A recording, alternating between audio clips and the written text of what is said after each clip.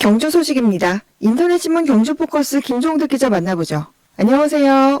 네, 안녕하십니까. 네, 경주시가 문화도시 지정 공모사업 예비도시 서면심사를 통과했네요.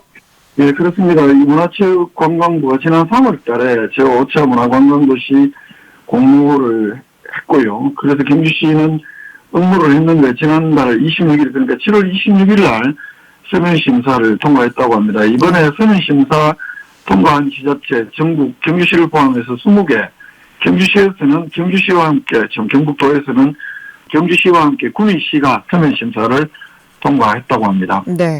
그럼 앞으로의 일정은 어떻게 되나요? 이게 지금 그 예비 문화도시거든요, 5차. 그리고 이제 5차 법정 문화도시로 선정되기 위해서는 아직도 갈 길이 멉니다. 일단 올해 지금 공모가 나온 5차 문화도시 예비도시로 지정이 되기 위해서는 8월달 이번 달로 예정이 된 심사위원회의 현장평가, 그리고 다음 달로 예정된 최종계획 프레젠테이션 발표 및 평가를 통과를 하고, 네. 9월 말쯤에 예비문화도시 조성 대상 지자체를 최종 발표한다고 합니다. 여기에서 예비문화도시로 지정된다고 해서 바로 또 법정도시로 되는 건 아니고요.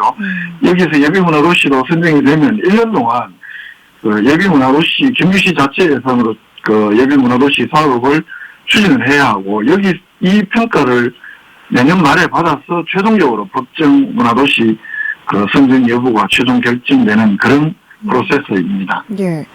그러면 이 문화도시 조성 사업에 대해서 좀 더 설명을 해주시죠.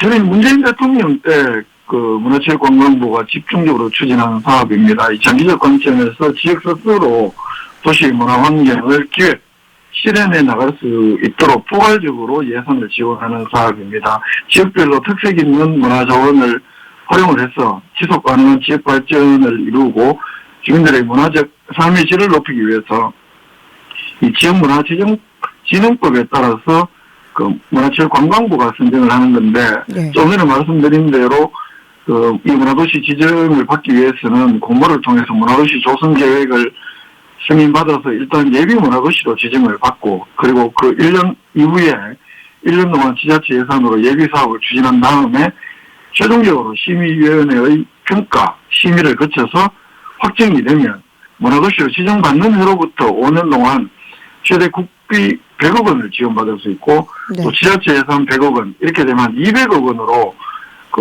문화도시를 지정받은 해로부터 5년 동안 200억 원의 예산을 들여서 각종 문화도시와 관련된 사업을 추진할 수 있게 됩니다. 네.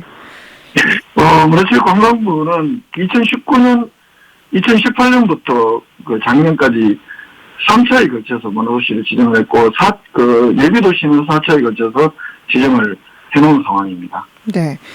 포항도 법정 문화도시로 지정돼 있는데요.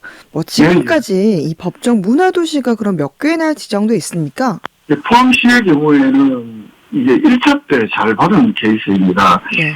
2018년에 처음으로 문화도시 공모를 추진한 이후에 그 이듬 해에 1차 문화도시 7개, 여기에 포항시가 포함이 됐죠. 2차에 5개, 그리고 작년에는 16개의 예비 문화도시 가운데 작년 말에 공주, 목포, 밀양, 수원, 익산시, 영등포, 구 이렇게 6개 지자체가 법정 문화도시로 지정이 됐고요. 네. 올해는 작년에 지정해놨던 4차 예비도시 11곳 가운데 6개 지자체를 법정도시로 선정한다고 합니다.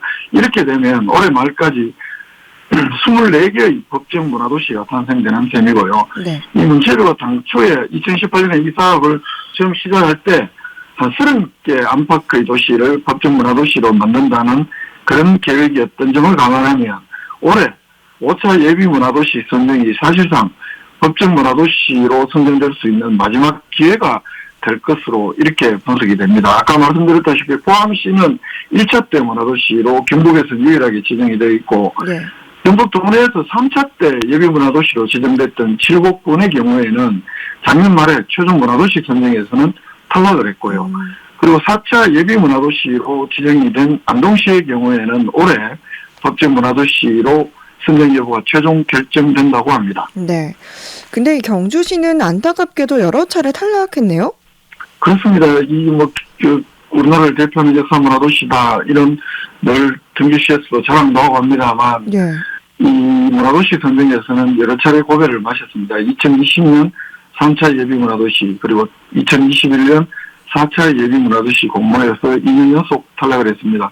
그리고 2018년, 2019년에 진행했던 1, 2차 그 문화도시 공모에는 경주시가 아예 그 공모에 신청조차 하지 않아서 경주시 스스로 문화도시의 자부심 또 예산 받을 수 있는 기회를 날려버리는 것 아니냐 이런 비판이 많았고요. 네. 그러면서 작년 3월 달에 이 재단법인 경주문화재단 내에 이 문화도시 사업단을 설치를 하고 본격적으로 문화도시 지정을 추진하고 있는데 원래 그 일단 예비도시로 지정되느냐의 여부가 최종 관건이 될 것으로 보이고요.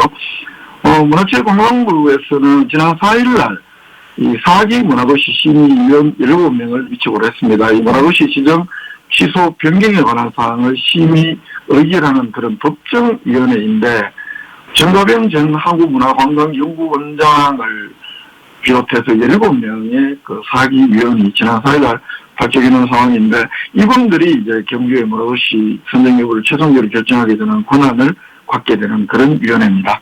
네. 경주시가 법정 문화도시 예비심사를 통과했다는 소식이었고요. 이제 다음은 경주시가 추경 예산안을 시의회에 제출했죠? 예, 그 당초 예산보다 한 3,300억 정액된 1조 9천억 규모 올해 첫 추가경정 예산안 7월 29일 시의회에 제출했습니다. 5일부터 17일까지 시의회 임시회가 열리기 때문에 여기에 맞춰서 29일 날 시의회에 제출하는 것이고요. 최종적으로 이 추경안이 확정되는 것은 17일 시의회 임시회가 마치는 날 의결될 예정입니다. 네. 이게 이제 올해 첫 추경인데요. 어떤 점에 주안점을 뒀습니까? 많이 늦은 추경입니다. 대개 국회가 빨리 돌아가고 뭐 이렇게 되면 대개 한 5월달, 6월달 정도에 한 추가 경정 예산안을 편성을 하고 하는데 올해는 네. 뭐 국회도 정상화가 굉장히 늦었고 아시다시피 그러면서 전체적으로 일정이 지방자치단체까지도 많이 늦어지고 있는 상황인데 경주시에서는 고유가와 물가 상승 고통받는 그 시민들의 민생안정 지원 또 코로나19 장기화로 침체된 그 지역경제 회복에 맞춰서 역대 최대 규모의 예산을 편성했다 이렇게 설명을 합니다.